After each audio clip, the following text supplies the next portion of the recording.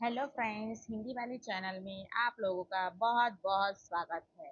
हिंदी वाले चैनल पर आप लोगों का स्वागत है।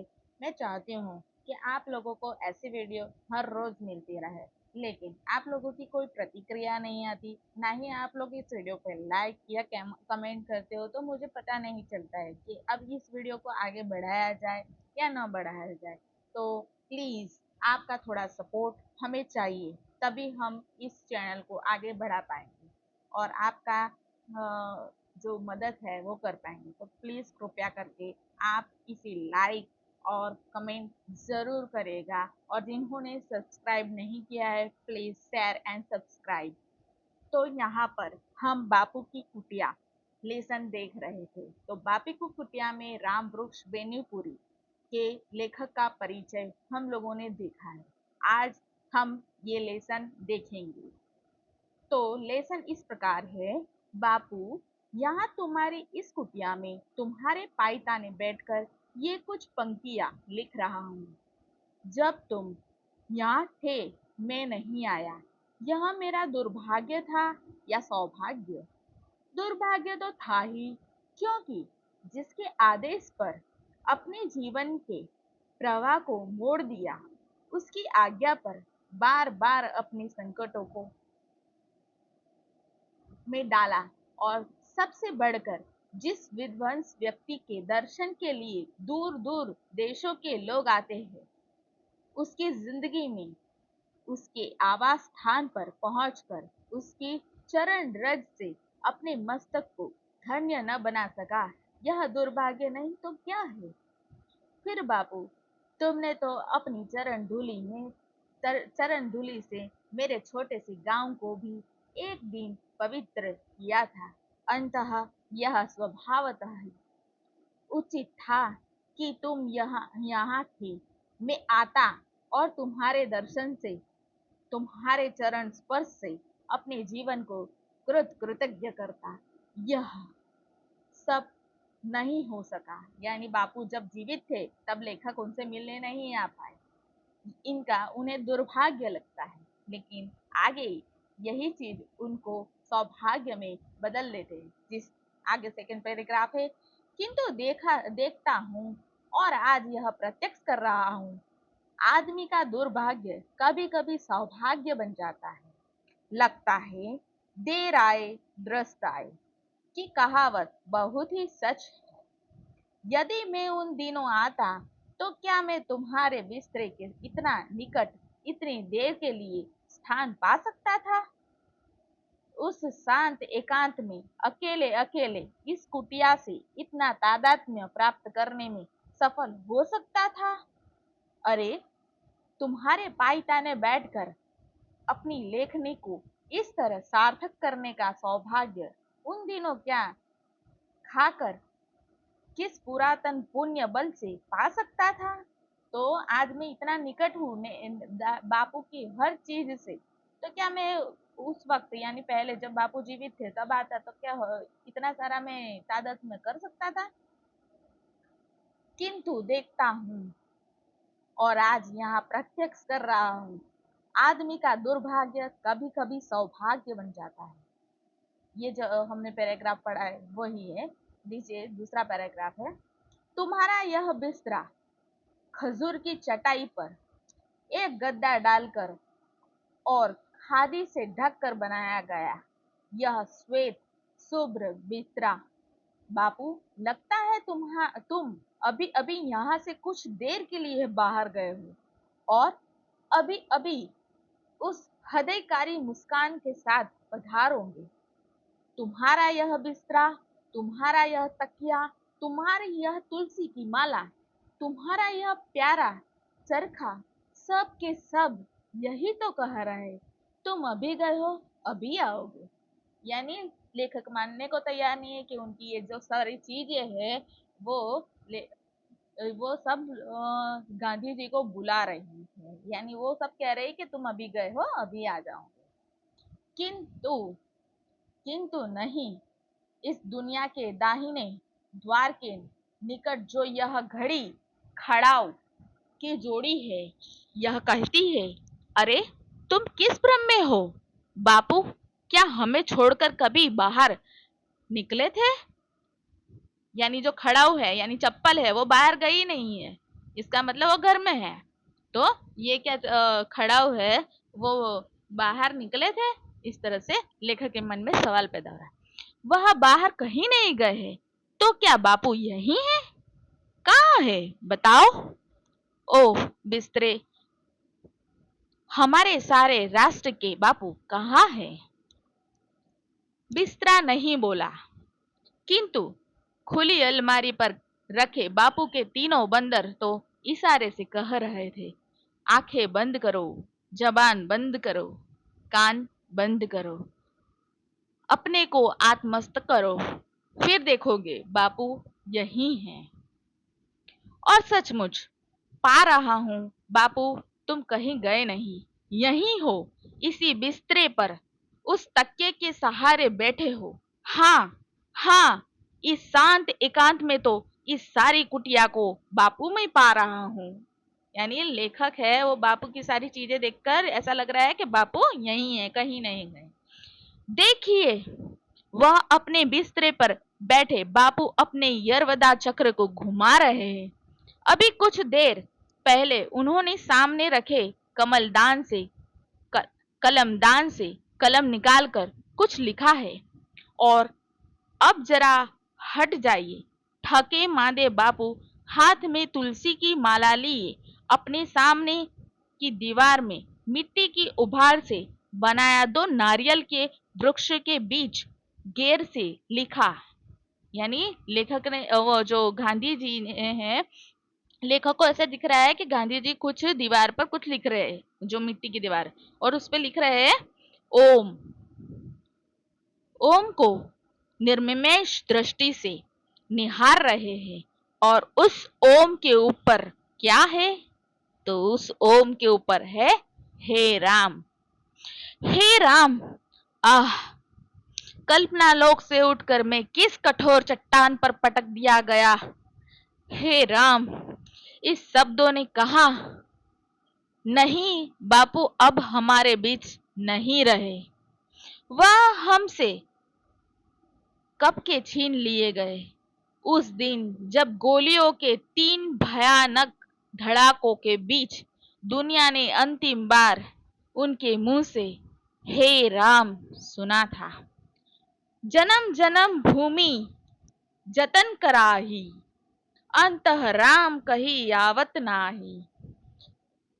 उस दिन संसार में पाया था ऋषियों की परंपरा टूटी नहीं है, बल्कि उसमें नई ज्योति की एक नई कड़ी जुड़ गई है। काश यह ज्ञान उस अज्ञानी को हो पता, जिसने हिंदुत्व के नाम पर इतना बड़ा अनर्थ कर दिया। किंतु बापू अमर है, अपने दिव्य रूप में वह सिर्फ यहाँ ही विद्यमान नहीं है, यत्र तत्र सर्वत्र उनकी सत्ता और महत्ता व्याप्त है, और तब तक व्याप्त रहेगी जब तक आकाश में चांद तारे और पृथ्वी पर उद भिज अंडज पिंडज है। और बिस्तर, यह सादगी में भी तुम कितने महान हो, क्या इसका एहसास तुम्हें कभी होता है? अरे, तुम्हें देखकर कितने रत्न जड़ी स्वर्ण सिंहासन भी ईर्ष्या से जलते होंगे। क्या कभी उन पर एक क्षण को भी उतना बड़ा आदमी बैठा होगा, जितने बड़े आदमी को कितने ही दिनों, महीनों, वर्षों तक तुम्हें अपने ऊपर आसीन करने का गौरव प्राप्त हो सका। तो यहाँ पे कह रहे हैं कि जो रत्न जड़ी सिंहासन होते हैं उस पर भी इतना बड़ा आदमी नहीं बैठा जितना बड़ा आदमी ये यहाँ पर बैठा है, ये खजूर की चट्टान पे बैठा, खजूर के चटाई पर बैठा है। इस तरह से लेखक है उस चटाई का महत्व बता रहे कि यहाँ पे इतना बड़ा आदमी बैठा है।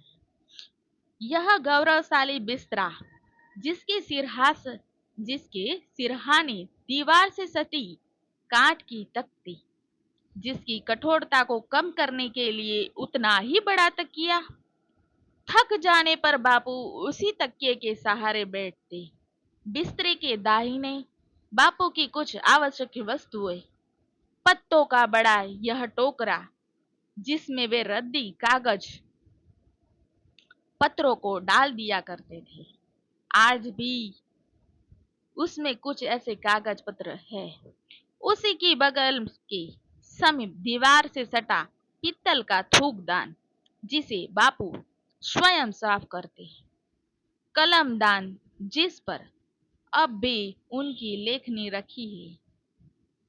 यह जादू भरी लेखनी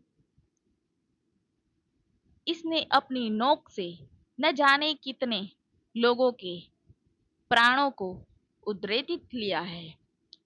एक स्टैंड पर एक पेंसिल, फिर यह यरवदा चक्र जिसके चक्कर से ही सारा भारत नाचने लगता, ठीक उसी तरह जिस तरह कृष्ण की वंशी से गोपियां नाचने लगी थी, अपने को भूलकर, कुल परिवार को भूलकर, सारे संसार को भूलकर, उससे सटे कताई के कुछ फुट के समान में तूनी, तांत आदि, फिर 3 खानों का एक छोटा सा सेल। तो यहाँ पे लेखक बता रहे हैं कि ये यहाँ पे क्या क्या चीज रखी हुई है बिस्तर के आसपास। तो एक थूकदान रखा है, फिर कागज फेंकने की जो रद्दी फेंकने का है वो टोकरा रखा हुआ है, कलमदान रखी है, फिर यहाँ पे कृष्ण के वश में गोपियां है वो नाचने लगती थी, सब संसार वंसार भूलकर, उसी प्रकार यहाँ पर सब बताया गया है। आगे है, बापू को समझने के लिए इस छोटे से सेल्फ को भली भांति देखना ही होगा। इसमें बापू का सारा मानस संसार समाया है। सबसे पहले इसके ऊपर एक तख्ती पर टंगी बड़ी अच्छी लिखी लारिनर की शुक्ति को पढ़िए, जिसका आशय है, यदि सच्ची राह पर हो तो तुम्हें क्रोध करने की जरूरत नहीं, यदि गलत राह पर हो तो फिर किस बिस्तर पर किस मुंह से आंख लाल पीली करोगे। तो यहाँ पे एक शुक्ति लिखी हुई है नारी नर की कि यदि तुम सच्ची राह पे हो तो तुम्हें क्रोध करने की जरूरत नहीं, और अगर तुम गलत राह पर हो तो किस उस पर तुम मुंह लाल और मुंह है और आंख लाल पीली कर रहे हो, इस तरह से वो लिखी हुई है। तो यहाँ पे क्या क्या चीजें थी सेल्फ के ऊपर, तो ये बताए गए कि सेल्फ के ऊपर पत्थर का एक टुकड़ा यो ही उबड़ खाबड़ कहीं से उठा लाया गया। यह बापू के लिए पेपर वेट का काम करता था। नीचे के 2 का खानों में बापू की किताबें, पहले खाने में सार्थक गुजराती जोड़नी कोर्स, सेकंड में रिथी किंग क्रिश्चियनिटी, थर्ड में हजरत ईसाई और ईसाई धर्म, और फोर्थ में लिखी थी श्रीमद् भगवद गीता।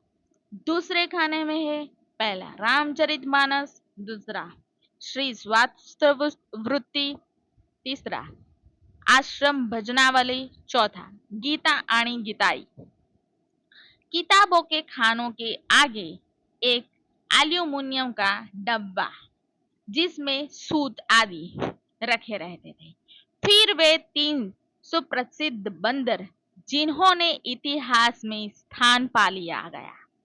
लगता है वे तीनों बंदर इस सुने वातावरण से घबरा उठे नहीं, जैसे एक ने बापू की मृत्यु की खबर सुनकर अपने कान सदा के लिए बंद कर दिए, एक आंखों को तलहटियों से छिपा रो रहा हो और एक मुंह पर हाथ रख कर कह रहा है, अरे अब हम तुम क्या बोलेंगे। जिसे बोलना था वह तो इस कुटिया को इस बिस्तरे को खाली करके सदा के लिए चला गया। तो फ्रेंड्स, हम आज यहाँ तक रखते हैं। इसके बाद थोड़ी बहुत चीजें कि हम लोग कंप्लीट कर दे। चलो कंप्लीट ही कर देते हैं, तो आप लोगों को एक ही बार में ये लेसन मिल जाए। 3 बंदरों की बगल में चिकने पत्थर का एक खुशनुमा टुकड़ा, जिस पर लिखा है प्रेम ही भगवान है। फिर एक चित्रकारी की कोई डिबिया, जिसमें 2-3 फुटकर चीजें। बिस्तरे के दूसरी ओर 3 छोटे छोटे डेस्क, जिन्हें यह शायद लिखने के समय व्यवहार में लाते थे। डेस्क के बाद खंभे से सटी चटाई पर एक छोटा सा कालीन, जिस पर दीवार से लगा एक तकिया। यही मान्य अतिथि बैठे जाते और वे बापू से घुल मिलकर बातें करते। फिर सारे घर में चटाई ही चटाई, यानी सब लोग धीरे धीरे आ जाते उनके घर में, तो सब चटाई बिछा बिछा कर बैठ जाते। इन्हीं चटाइयों पर देश विदेश के बड़े बड़े व्यक्ति बैठते और बापू के मुख से निकलने वाले वचनामृत को पान करते। बापू अपने चक्र को घुमाते हुए उनसे बात करते जाते, यो काम के साथ बात को मिलाकर मानो हमें सदा चेतावनी देते, देखो समय बर्बाद मत करो। तो फ्रेंड्स, ये चीज हमें भी सीखनी है कि हमें समय बर्बाद बिल्कुल नहीं करना है। अभी बच्चों की बोर्ड की एग्जाम भी आ जाए, बोर्ड में भी ये सारी चीजें काम लग सकती है। वैसी प्रकार हमें मेंस में तो काम लगने ही वाली है, तो हमें समय बर्बाद नहीं करना है। तुम्हारी बातें भी तुम्हारे चक्र को कभी नहीं रोक सकेगी। जिन चट्टाइयों पर कभी नेहरू, राजेंद्र प्रसाद, पटेल के समान देश के बड़े से बड़े लोग और संसार के बड़े से बड़े राजनीतिज्ञ, पत्रकार, साहित्यिक बैठते थे, उन पर आज इस दोपहरिया में अकेला मैं बैठा हूँ। इस बात की कल्पना भी भाव मुक्त कर रही है। यानी लेखक अपने आप को बहुत श्रेष्ठ समझ रहे कि मैं इस जगह पे आके बैठा जहाँ पर राजेंद्र प्रसाद यादव बैठे थे, सरदार वल्लभ भाई पटेल बैठे थे और बहुत सारे राजनीतिज्ञ और साहित्यकार। इस चट्टान के ऊपर एक तख्ती पर वह क्या लिखा हुआ, क्या टंगा है, उसे पढ़िए। तो उस पर लिखा है, झूठ शब्दों में निहित नहीं है, छल करने में है। झूठ है वो शब्दों में निहित नहीं है, छल करने में। चुप्पी साध कर भी झूठ बोला जा सकता है। यानी किसी चीज को हम छुपा रहे हैं, हमारी चुप्पी कर रहे हैं, उसका मतलब भी हम झूठ ही बोल रहे हैं। दोहरे अर्थ वाले शब्दों के प्रयोग द्वारा किसी शब्दांश पर जोर देकर, आंख के संकेत से और किसी वाक्य को विशेष महत्व देकर भी झूठ का प्रयोग होता है। वस्तुतः इस प्रकार का मिथ्या प्रयोग साफ शब्दों में बोले गए झूठ की अपेक्षा कई गुना बुरा है। तो यहाँ पे जो गांधी जी है वो कहते हैं कि हमेशा सत्य का प्रयोग ही करना चाहिए, और इसीलिए उनकी जो कथा है उसे सत्य ना प्रयोग नाम से लिखी गई है, जो कि गुजराती में है। तो और उसका हिंदी ट्रांसलेशन भी हुआ है, इंग्लिश भी हुआ है। तो मैंने तो गुजराती पढ़ी है, इसलिए मैंने गुजराती का नाम बताया कि सत्य ना प्रयोग है। तो यहाँ पे ये बता रहे हैं कि हम चुप्पी जो है सांध लेते हैं, तो वो भी झूठ है। या तो फिर हम एक ही चीज है उसको 2 अर्थों में बताते हैं, तो वो भी झूठ है। जैसे करे कि महाभारत में हुआ था, अश्वत्थामा मारा गया, उसी प्रकार। तो हम नेक्स्ट पैराग्राफ देखते हैं। बापू की इस कुटिया के 3 भाग हैं। एक भाग यह है जहां मैं बैठा हूं, यही कभी बापू रहते थे। इसके बगल में मध्य भाग में एक कोठरी है, जिसमें एक चौकी पर एक बिस्तरा सिमटा हुआ रखा है। एक कोठरी में अंतिम दिनों में बापू की सेवा के लिए राजकुमारी अमृत कौर रहती थी। तो यहाँ से ये भी पता चलता है कि बापू की सेवा अंतिम दिनों में कौन करता था। तो बापू की सेवा अंतिम दिनों में राजकुमारी अमृत कौर जी करती थी। इसके तीसरे भाग में बापू का स्नानागार है। कितनी सफाई, कैसी स्वच्छ था। बापू अपने कमोड को अपने हाथों कैसे साफ रखते हैं। उसकी सफाई के लिए लकड़ी का ब्रश है, फिनाइल की सीसी है। तो इस प्रकार से वहां का चित्रण कर रहे हैं। कमोड के आगे कमरे में पानी की बाल्टियां, लोटे, मिट्टी के हंडे आदि है। इस भाग के दो हिस्से हैं। एक में शौच और स्नान के समान और दूसरे में एक चौकी है, कुछ तख्ते हैं। बापू के शरीर पर यही तेल की मालिश की जाती है। बापू की इस लेसन का आखिरी पैराग्राफ है। बापू की कुटिया की एक एक वस्तु को अपलक दृष्टि से देख रहा हूँ और लिख रहा हूँ। बांस और लकड़ी की बनाई हुई यह कुटिया, ऊपर खपरेल, दीवारें बांस की फट्टियों की है, जिन पर चटाइयां लगाकर ऊपर से मिट्टी से पोत दिया गया है। कहीं भी चूना या किसी रंग का प्रयोग नहीं किया है। दरवाजे और खिड़कियां काफी है, हवा और रोशनी की कमी नहीं। तो यहाँ पे लेसन हमने देखा रामवृक्ष भोजपुरी ने एक एक चीज का किस तरह से वर्णन किया गया है, किस तरह से लिखा है, उसकी बहुत अच्छी कल्पना की गई है और बहुत ही सूक्ष्मता से ये लेसन लिखा गया है। तो लेसन तो हमने यहाँ पढ़ा, साथ में हम शब्दार्थ भी यहाँ पे कर लेते हैं। और स्वाध्याय के लिए तो आप लोग देख ही रहे हो, मेरे इस चैनल पर स्वाध्याय के क्वेश्चन सॉल्व हो ही रहे हैं। तो कृतज्ञ का मतलब है धन्य धन्य। पायताने का अर्थ है पाओ को फैलाकर सोने की दिशा। शुभ्र का मतलब है सफेद। खड़ाओ का मतलब है पादुकाएं, लकड़ी की जो पाँव में पहनने के जो चप्पल थी उसे पादुकाएं कहते थे। मिथ्या इसका मतलब है झूठ। आत्मसत इसका मतलब है आत्म से स्थित। एहसास का मतलब है अनुभव। उद्भिद इसका मतलब है वनस्पति। अंडज अंड से उत्पन्न हुआ। पिंडज गर्भ से उत्पन्न होने वाला। उबाऊ उबड़ खाबड़ का अर्थ है ऊंची नीची सतह या खुरदुला। दफ्ती का मतलब है मोटे कागज की पट्टियां। निर्निमेष अपलक। अधवेलित का अर्थ है आंदोलित या प्राप्ति। तो इस प्रकार ये लेसन की समाप्ति यहाँ पर होती है। आपको और भी आगे इसकी जरूरत हो सकती है तो प्लीज प्लीज प्लीज इस चैनल को like share and please subscribe करें और कमेंट भी करेगा कि किस तरह से ये मैंने पढ़ा है। और इसी तरह से आपको आगे की वीडियो देखने के लिए प्लीज मुझे कमेंट करिएगा। हिंदी वाली चैनल को सब्सक्राइब करिएगा ताकि आपको इसी तरह से वीडियो मिलती रहे। बहुत बहुत धन्यवाद।